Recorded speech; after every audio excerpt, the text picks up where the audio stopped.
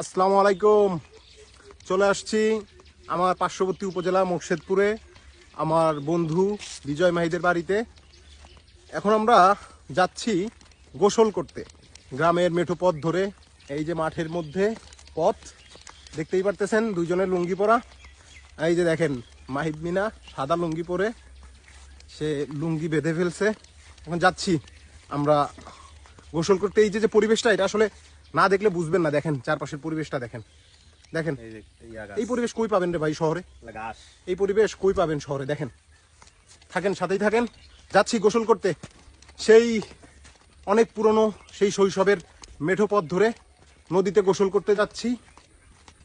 জায়গাটা এই যে ফিলিংসটা এটা কিন্তু অন্যরকম। আপনি চারপাশে দেখেন, কলা যত দূরে দেখবেন এই যে কলা দেখছেন, পাট ক্ষেত, পাট ক্ষেত, এই জায়গা পাট খেতে দেখছেন।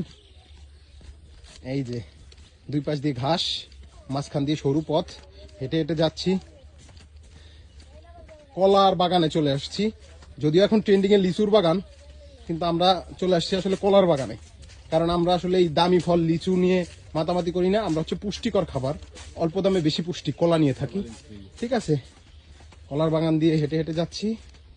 সামনেই আমাদের সেই কাঙ্ক্ষিত খাল, যেই খালে আমরা এখন করব গোসল। ঠিক আছে,